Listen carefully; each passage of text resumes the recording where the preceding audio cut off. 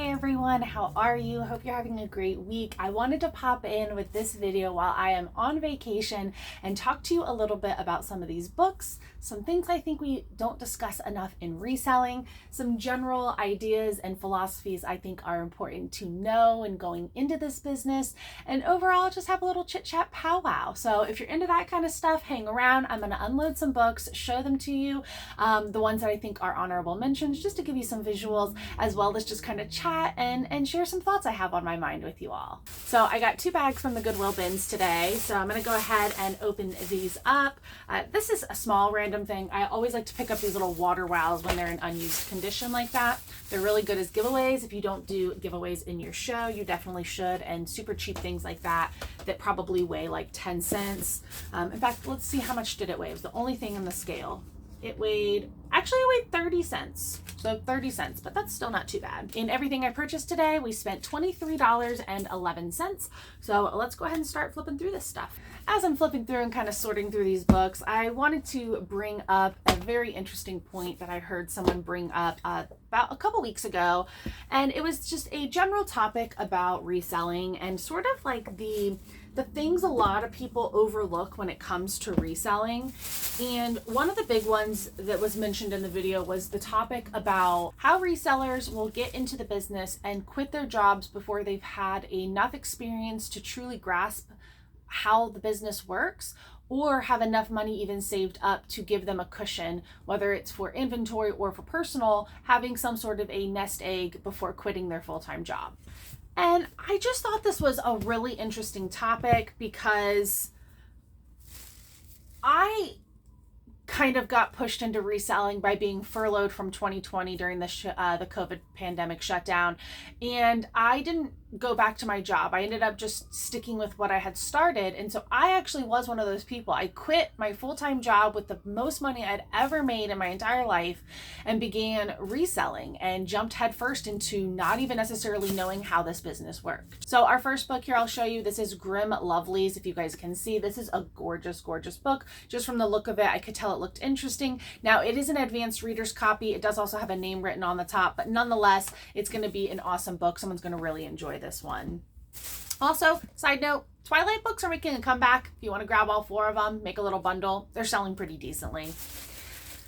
So I thought that was just a really interesting topic, and I really liked the way it was worded, which was just that this is just like anything you do in life, something you need to learn. You don't just start because you watched a bunch of videos and you did a little research and you bought and sold a couple of things. That isn't enough to qualify you as a reseller. You actually need to kind of have the trial and error. You need to have the failure. You need to pick up things that don't sell or pick up things that end up selling for way less than you thought they were. You need to pay up for stuff on accident and realize that was a bad buy. You need to have great buys. You need to start understanding the actual mechanics of kind of what this venture looks like, because it really is not anywhere near a linear path. It's a zigzag path if I've ever seen one, with side quests and all kind of fun stuff. Anytime you discover a new niche, you start even, taking little side quests onto those niches. And so you've got to take time to have your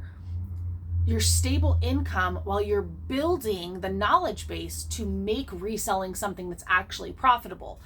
If you don't believe what I'm saying, keep in mind that there are people that have been doing this for 5 or 6 years and are still not profitable in their business, but they're doing it well enough to stay afloat. And I'm not going to lie, up until about 5 or 6 months ago, I was in that position. I was 3.5 years into my business and I was struggling. I was constantly just making enough to live. I was constantly just paying my bills and overspending in areas I shouldn't, and still making mistakes in my business. So just know that even somebody who's been doing it full time for 3 years still is having to work out a lot of these kinks and learn something new every day. So please don't view yourself as an exception, that, well, you're a quick learner and you've had some good breaks.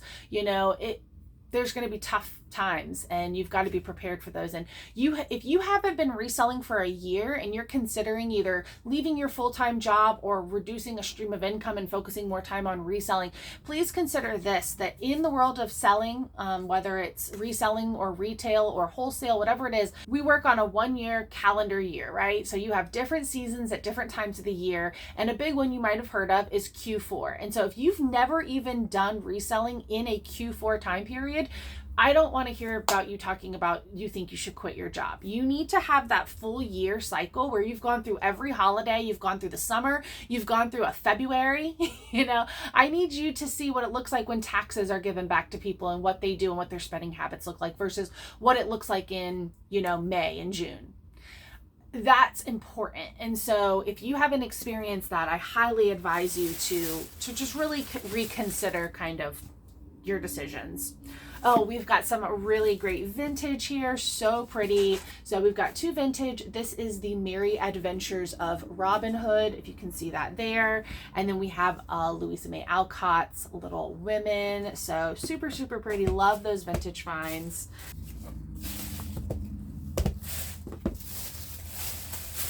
Oh my goodness gracious. Another amazing find was this beautiful leather bound Jules Verne's 7 novels in one here, gilded edges with the bookmark. I mean, these are just precious. Oh my gosh, look at the map on the inside. These are always winners. I'm never going to not pick these up. These are one of my higher priced items that I actually sell in my Whatnot stream. So always a great find. 50 cents for that one, guys. So incredible find today. All right, we are bagged down. Let's talk about another topic. So I spoke about tax time, and I think it's important to bring up the concept of taxes. One of the biggest financial pitfalls I see a lot of resellers, including myself, get themselves into is taxes. I actually went from being in a service industry position where I never received a tax refund because all of my taxes were being not accounted for during the year, and at the end of the year I would actually owe taxes. And so for most of my life in my 20s, I always have kind of like a recurring bill with the IRS where I just constantly owed money, right? But then I got a job where taxes were coming out, and for about 4 years I ended up starting to get my tax refund again, and so that was great. And then I came into this position where I again was not getting taxes taken out. Every time I make a sale, Sam doesn't come and say, hey, let me take my percentage there. I have to actually personally take the time to allocate that money to the side and make sure that I am putting it in a savings so that when the tax time comes, I can actually pay my taxes and what I owe from what I've made, right? Now, that's my first reminder, is that your taxes are not, they're not automatically garnished from your check. So you have to do that on your own. So that means you need to be financially responsible. That means you need to have bank accounts set up for things like your business expenses and your personal expenses. You need to have a tax account. Maybe you even have some sort of savings account for your business, or profit account is what I use. I do actually use a savings method. It's called Profit First. If anyone's interested, I'll pop a little image up here. This is what it looks like. I think his name is Mike McAllowitz, if I'm not mistaken. But the system is called Profit First. I highly recommend reading the book or listening to it on audio, which is the way I did it. And it was incredible. But if you can just listen to the introduction and maybe the first half of the book, you're going to be blown away. I highly recommend that book if you're interested at all in any sort of like personal finance stuff. But that is the method I use. It's Profit First, and it works really well. You basically allocate a certain percentage of every dollar you make to a certain bank account. So I have my personal account, I have my operating expenses account for my business, I have my profit account where I actually take profit in my business, and every quarter I have a small chunk of money that I've put to the side as profit, so I'm always profitable within my business. And then I have a tax account, same thing, I put a small percentage of my income into the tax account so that when April rolls around, I have some money saved up. Maybe not all the money I need, but obviously as you grow in your business, you will allocate that percentage higher and lower. So that's a great system, but find what works for you and really consider what you need to do to get your finances in order. So let's talk about a couple board books here. These are always fun. I have the Love Every. This is what the logo kind of looks like here on the back, if you can see that. These are fun, very kid friendly. got some books about trucks and shapes and even a little religious book here. So board books are always great to pick up. I definitely wanted to mention these. We have American Girl doll books, and these are the vintage ones. They call them the white spines because they're not the reprinted kind of mass-produced American Girl books. These are actually like the originals. So they're highly collectible, and this is what they look like. I highly recommend picking them up. I usually sell these for about $4 a piece, but depending on what market you're selling them in, you can probably get upwards of even $8 or $9 or $10. I'm not 100% sure, but on Whatnot, these are usually about $4 each for me, as long as they're in good condition like these are.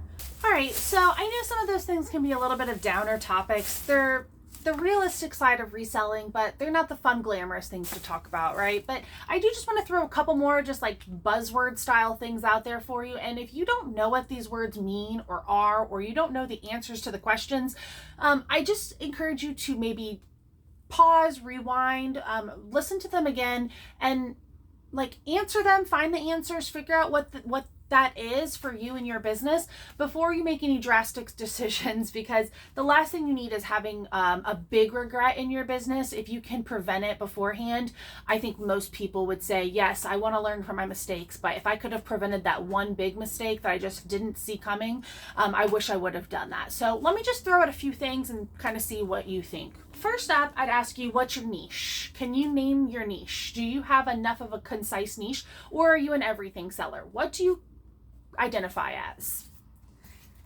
Workbooks, it's that time of the year, guys. So back to school workbooks, a lot of homeschooling things. These are little thin workbooks. These usually go for anywhere from $1 to $3 on my show. What are your margins within your niche? How much money do you make off of the money that you invest into the product? The end of your final buy cost and fee structure cost of the sale that you made, what are your margins? Is that good? Do you think that that is something that is sustainable for your business? Is your average margin higher or lower than you needed it to be or that you expected it to be? Always picking up Christmas books, of course. Seasonal is right around the corner. Grumpy Monkey. Oh no, Christmas. He's so cute. Here's the one I think that is so over commonly expressed, but people really do not know the answer to the question, which is, how much money do you need to make every month to live? Just you. You and whoever it is you may support, whether you support your partner, you support your children, or you support just your portion of the household income. What is that number specifically? How much money do you need to make every month to make sure that all of your bills are paid and maybe you have a little extra money to put in your savings account? That leads us to another really good one. How much money do you have in savings? Do you have enough to run your business for a couple weeks if something crazy was to happen? If you were to have to go to the hospital for a week, or a family member needed you and you needed to go out of town, is your business going to fall apart within a week or two? Or do you have enough good infrastructure, systems, and savings for your business to stay afloat while you attend to life? I've never seen this book before, How to Catch a Bookworm. There's a whole series called How to Catch. There's How to Catch a Unicorn, a Leprechaun, Santa, an Elf, Dinosaur. There's so many. I've never seen this one. Keep an eye out for these fun, cute kids books. Okay, this one might require a little bit more thought, but it is an important one. What are 3 big goals for your business in the next 6 months? 6 months, 3 months, anything under 6 months, I think is a really good gauge time. I think that once you start saying, well, in the next year, it really allots you a lot of time to fulfill that goal. Believe it or not, a year is super long. So I like to say 6 months, 6 months or less. What are 3 big goals for your business? Pause the video, get a pen and paper, pull out your notes app on your phone, and just put 1, 2, and 3 and figure what those are. Just think of them. Take a second to think of them, because sometimes it's just a matter of physically writing it down, whether it's in a note or on a piece of paper, not just putting it in your head, but then writing it down and seeing it and going, okay, now how do I get to that goal? Is that actually a goal that I think I can fulfill? Is there a smaller goal that needs to go before that big goal? Is that a realistic goal for my timeline? Is that too much of a realistic goal and I actually need to make the goal bigger? That's too easily attainable. It's a lot of self-reflection in there, but I think it's just really important. I sit down all of the time and do that. I revise that goal often, whether I hit the metric or not. I am constantly thinking whether it's a change in the goal or a modification to the goal or reinforcing the goal. what is it that I'm working towards in my business right now? And that's been very helpful to me. Another just more adorably cute kids books. Look at these, so stinking cute. So love to pick those up. And that's actually the end of our new inventory. So let's wrap up here. Let's kind of bring this all home. I think those are some good questions. I believe a lot of people get into this field because they look at it as a way to have freedom in their life. They look at it as a way to work for themselves, to be their own boss, to make their own decisions, to work on a very flexible schedule at their own pace in their own time. And it seems from the outside, a lot of times, a pretty easy way to generate income. You buy an item that you look up and see that is worth more money than what it is for you to buy, and then you list it and it sells and you've made money. And if you can just do that over and over again, you're going to be rich, right? It's super simple. Well, I hate to break it to you, but it's really not that simple, unfortunately. I think a lot of people out there have done a great job at trying to be a little more transparent and explain to people how it isn't that simple. But unfortunately, when you watch a 20-minute video of somebody's day in the life as they're reselling or picking and packing orders or just talking about a general topic with you, you're watching a 20-minute edited version of their 24-hour day. And so you have to remember that it's not about what happens in just 15 or 20 minutes. They didn't pick and pack all of their orders in 20 minutes. Okay, so it's very important to understand that there is so much more that happens behind a camera than in front of a camera. So please just keep that in mind as you venture into this field, whether you're seasoned or a new reseller. I have to urge you with caution, because I've still, like I said, in the last 5 or 6 months have had issues in my business where I am super successful and I make a great living, but financially, sometimes I overbuy, right? I overspend on inventory. I need a bulk purchase and I have enough to make that bulk purchase, but that's tapping me out and that's draining my business account, right? I decided to eat out a little bit too much that month and now I don't have as much money to put in my savings account. Or why haven't I created a Roth IRA yet? I have my old 401k. Why haven't I switched it over to an IRA? Why haven't I made some of the steps financially to really put myself on a really good foot in my business? Why am I still working out these kinks? Well, it's because this is a long learning process. Most businesses don't really become financially viable until 3 or 5 years. So we have to remember that being in the business for a few years is still being new to being a reseller. That may be a little hard for you to hear, be like, I've been doing this for 5 years. I'm not new. Do you learn new things every single day in this business? Do you get mind blown at some of the stuff that sells, the comps that you see? Do you still desire to learn about niches that you've maybe dabbled in, but you don't know that much about, right? That is still being relatively new. Now, that's not to say that because you've been doing it for 20 years, you're a seasoned seller, but you are a little, you have been around the block. You have gone through ebbs and flows and ups and downs, literal market changes, recessions, and just volatile industries, whereas the COVID pandemic, I started during the pandemic, but there are people that were in business before the pandemic and had to pivot their entire business to figure out how they were going to do what they did. How were they going to acquire inventory and how were they going to sell on the various platforms they did? So it's just something I can't stress enough. So I don't mean to be negative. I'm just trying to give a realistic idea here that everyone has room for growth, and just because you see somebody doing it and they're good at it and they're successful doesn't always mean that it's going to be super easy or that it's something that even fits your lifestyle. So take some time, get used to the field, understand the ebbs and the flows and the ups and the downs, and have good highs and experience some lows, and find your way naturally and organically. Don't put all your eggs in one basket.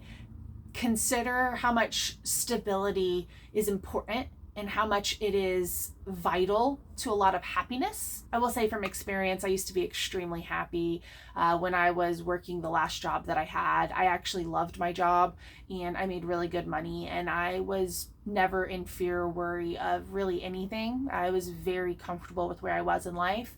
And since I've been doing this for the past 4 years, I have had some of the greatest experiences of being able to work for myself and build this business that I love. But I have also had some extreme lows. And when I say lows, I mean lows, where I have been very, very unhappy, and it has been very challenging for me to put one foot in front of the other every day. And unfortunately, I didn't have the luxury of not doing that, or sleeping, or just taking a few days off. I had to always come in and still pick up a book, put it in a pile, press the button to go live, whatever it was I had to do to pay the bills. So I just want to use that as a word of caution. Just keep in mind that, like, while this is all great and awesome, there is a downside to it. When you're watching this, I'm probably just getting back from Vegas, and I had probably an amazing time with people who I've wanted to meet for a long time. But that trip wasn't something that was just like, oh yeah, I'm just going to go to Vegas with friends for a few days. That was a very meticulously planned out and coordinated trip where I budgeted and made sure that I was in a position that I could take the time off in my business and it would still be able to provide me some sort of income. Or I worked really hard before I went on vacation so that I didn't have to worry about if I made any sales or had a live show while I was gone, because, you know, I made a little extra money before I went on vacation. Things like that I had to really consider and take into consideration. So I just want you to think about that when it's coming to the mentality of, I think I'm ready to quit my job. Like, really, really take some time to think about that. Make sure you've been in business for at least a year or two before you're really looking to take that jump. I really think there's something admirable about the person who can still work their full-time job and do this almost as a secondary full-time income. And I can promise you that if you can use this as a way to save some money and actually put money away, keep the job, continue the balance, do it for a year or two, and then reward yourself by quitting that full-time job and transitioning into this full-time. And you will naturally grow because of the amount of time that you now have to put into this business. But there is something about the mentality of still having that full-time job that I think can make a very, very, very valuable asset in a reseller. So just that's my word of advice. And something I just want to say cautionary, because while I'm very blessed with the luxuries of life that I get and that I get to work for myself, and I can choose, you know, do I want to work a little harder this week and make more money, right? That's an option. A lot of people can't go to their job and say, hey boss, I'm going to work a little harder this week. Can you pay me an extra $1,000? It just doesn't work that way. So I understand that there's a mentality there, right? But that is the actual direct result of my hard work. That's not just something I get to, like, it's not a raise. It's not a bonus I get because I worked a little harder. I physically and mentally worked harder that week than I normally do and exerted myself to where I couldn't participate in my hobbies as much, or my family life, or things that were for self-care and general happiness within myself. I put that extra energy into my job. And so just keep that in mind. I really appreciate you guys listening. I hope that you have had an awesome week. I will catch you guys next week with another video. I'm going to settle back into life coming back from vacation. I just want to end by saying that by being smart in your business means that you can be successful in your business, and being successful in business means a lot of times direct happiness in life. So take that as you will. Thank you so much for watching. I'll catch you guys next week. Bye.